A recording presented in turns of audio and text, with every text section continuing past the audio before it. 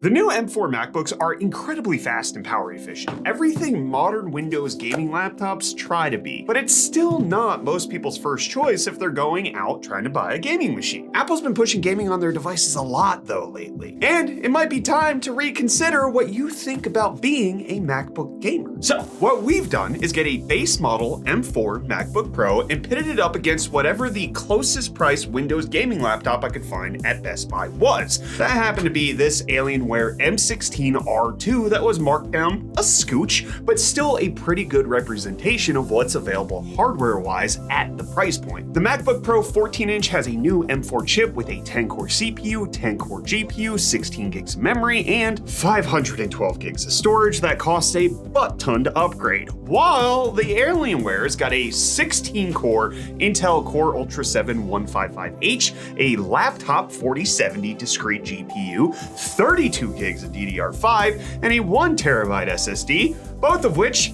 don't cost your entire mother to upgrade. And before we get into the comparison of these guys, I just want to compare the look, feel, and functionality of the exteriors. I think it makes sense to at least acknowledge things like ports, keyboard feel, and screen quality in conjunction with just gaming. So starting with the MacBook, of course, the build quality is amazing. Typical of what you'd expect from Apple, the laptop feels very sturdy and metallic while also being nice and light and portable. It weighs in at 3.4 pounds and 0.6 inches tall when closed shut. On the other hand, the Alienware M16R2 is much bulkier and significantly heavier, weighing 5.7 pounds, the weight of nearly 1.5 14-inch MacBook Pros. The Alienware isn't as thick as we thought it'd be though, coming in at only 0.93 inches, which is just 0.3 inches taller than the MacBook, again while closed. Oh, and the Alienware logo on top of the lid lights up, which is more than we can say for the Apple logo these days. For ports, the Alienware has way more options with 2 USB Type-A ports, 1 microSD card reader, 1 Ethernet port, 1 headphone jack, 2 USB Type-C ports, 1 HDMI port, and 1 DC charging port. While the MacBook only has a single HDMI, 1 full-size SD card reader, 3 Thunderbolt 4 ports, 1 headphone jack, and a MagSafe 3 charging port.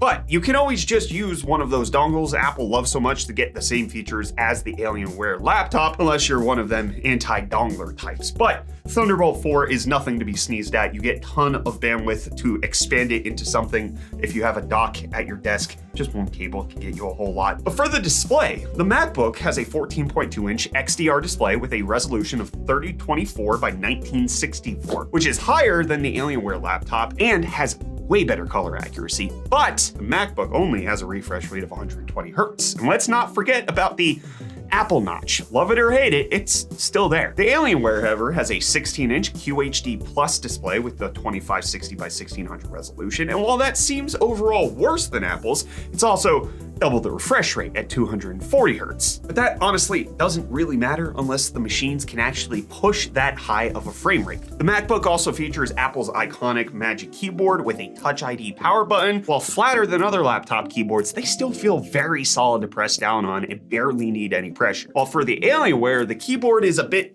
mushy and feels almost rubbery, especially the power button. Plus, they require a little bit more force to press down. There's some flex to the board when you push down on it too, but at least it has RGB if that's your thing. I can tell you as somebody who types over 100 words per minute, I absolutely prefer the MacBook Pro. And for the trackpad, the MacBook's got this big, incredibly accurate sucker that feels really nice to use, almost like touching glass. And you're able to trigger a click while your finger's anywhere on the pad, which is nice, and offers a whole bunch of multi-touch gestures that are super responsive. The Alienware's trackpad is slightly smaller, isn't as responsive, and you're only able to click using the bottom corners of the trackpad. But it does have this cool LED ring around it in case you're ever in a dark room and don't know where to put your fingers or something. It's got a lot of lights. As far as battery capacity, the Alienware's in the lead technically with its 90 watt-hour battery compared to Apple's 72.4 watt-hours, but the Windows laptop is way more power hungry, which is a pretty consistent factor amongst all mobile Windows gaming computers. Playing games off the battery is only going to give you around an hour of playtime, and lighter tasks like browsing the interwebs will still only yield you about 4 hours. The MacBook is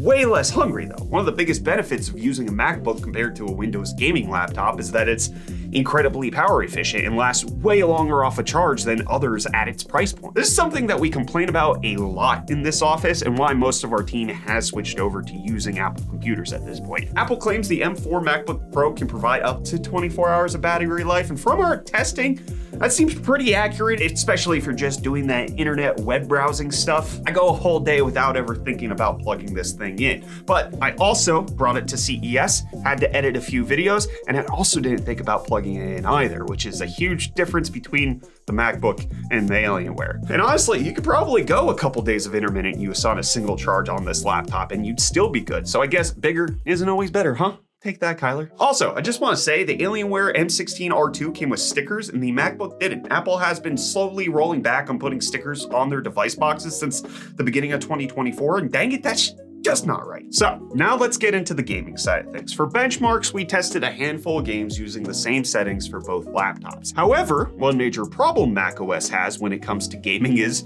native compatibility. While playing games on Windows is simple and easy, for an Apple computer, you'll have to check to see if your game is either compatible with macOS or some sort of third-party software that allows you to run Windows applications has a workaround. For us, we use Crossover. We have another video that shows you how that's done if you're curious too. It's a little outdated at this point, but it's still the general same thing of how to get Windows games running on Apple Silicon. So we tested a handful of games in 1600, 1440, and 1080p, and whatever resolution we picked for that particular game was usually either due to hardware restrictions or the MacBook disagreeing with certain full screen presets. So keep that in mind. Gaming on a MacBook is a little more awkward on macOS. So starting things off with Minecraft. The Alienware averages around 600 FPS at 1600p with fancy graphics on and VSync turned off while plugged in. Also note that we tested all games while both plugged in and unplugged from the wall for both laptops. But for now, we're just focusing on the plugged in numbers.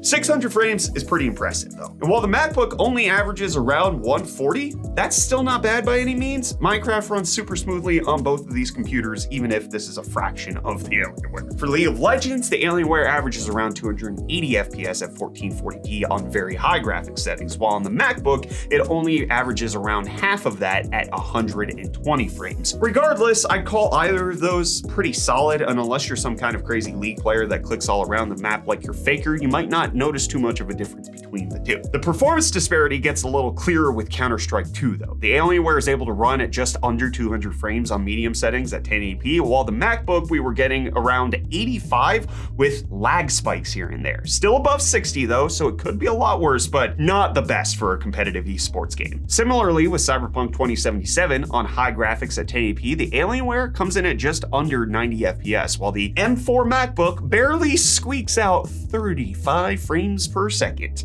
If you want anything higher on the Mac, you can turn down the graphics a notch or two, but that's just gonna add another 5 to 10 frames boosted. It's pretty rough. And speaking of rough, next we have Black Myth Wukong, where the Alienware averages around 170 frames with medium settings. And while that ain't too bad, the MacBook's only getting like 25 to 30, which it's cool that the Mac can run this at all, but it's not worth trying to play this demanding of a game on it. In Baldur's Gate 3, the Alienware averages just under 90 FPS on medium settings, while the MacBook runs around 35. It's actually not too bad though. Sure, it's not as smooth as playing it on a proper PC or anything, but if there's any game you can afford to have be a little framey, it's the turn-based D&D simulator. And then finally, in Marvel Rivals, the Alienware averages around 100 frames per second when put on high graphic settings, while on the MacBook, it only averages around 30 to 40. And expect a whole bunch of lag spikes hitting you in the middle of fights on top of that. Now the real game changer is when both laptops are unplugged and just running off battery life though. In Minecraft, the MacBook actually beats the Alienware when unplugged. The M16R2 drops down from 600 FPS to just 116, while the MacBook shows little to no performance difference, staying at the same 140 FPS unplugged. We were fully expecting the Alienware to take a performance hit when unplugged, but not by this much. Apple's power efficiency really shines here and can almost match the Windows gaming laptop's performance. And it's not just about power efficiency, it's about power profiles and the amount of power that they can deliver when you're unplugged. Windows, for some reason, still isn't good at it. And the same goes for League of Legends. The MacBook stays at around 120 frames when unplugged, while the Alienware drops from 280 to 110. That's 170 FPS drop in performance. In Counter-Strike 2, the Alienware drops down from just under 200 frames to barely over 100, while the MacBook stays at around 85 FPS. And in Cyberpunk 2077, the Alienware drops down from 85 to 65 frames, and of course the MacBook stays the same at around 36, the same as while I was plugged in. What's even more impressive though with the M4 MacBook are the thermals. This thing is way cooler than the Alienware M16R2, and it's not even close. The MacBook's thermal management is seriously impressive, and while it does have fans, they're rarely needed unless you're really pushing the hardware. And even when the fans are activated, it is significantly quieter than the Alienware laptop. Sometimes the MacBook feels a little too cold even because of the super heat conductive aluminum body, almost like an ice pack depending on the temperature of the room you're in. I hate when I'm wearing shorts and I try to put it on my lap. It's awful. While the bottom of the Alienware laptop feels like a hand warmer. The Alienware is hot, and not just because of how it looks. Even with all of the hexagon grills for cooling, the laptop still produces a lot of heat when gaming or doing any decent sized workload. You can especially feel it on the keyboards and sides, and the fans get really loud too, almost like an airplane taking off. Overall, while a high-end Windows gaming laptop runs games better for you in the right scenario, the MacBook actually doesn't trail that far behind. It's actually come a long way, especially if you're going anywhere unplugged. And while the compatibility is still a pretty valid pain point for the Mac, most native games run pretty well on the M4 chip. Granted, if you're playing more demanding stuff, the MacBook's definitely gonna struggle. But if you're someone who has to have a Mac, or you're really nervous about battery life, you're not gonna be completely left behind when it comes to gaming. But also, if you're a serious gamer who needs as many frames as possible, need the portability of a laptop, and don't want to deal with the hassle of using crossover, then I probably don't need to tell you that a MacBook's not going to scratch your itch. And for all of those games that can't run properly, like Black Myth Wukong or otherwise, you do still have the option of cloud gaming. GeForce Now runs totally fine on the MacBook. But let us know what you think. Do you play games on your Mac? Would you ever even consider it? Did the benchmarks surprise you? Is this further along than you thought Apple was when it came to gaming? Maybe you just don't care, but then why did you stick around this long? Also, let us know if you want us to recheck out all of these numbers with a higher end M4 Max MacBook, potentially, the top one. See if it gets any better when you spend more money. Anyways, see you in the next video. Thanks for watching this one. Bye.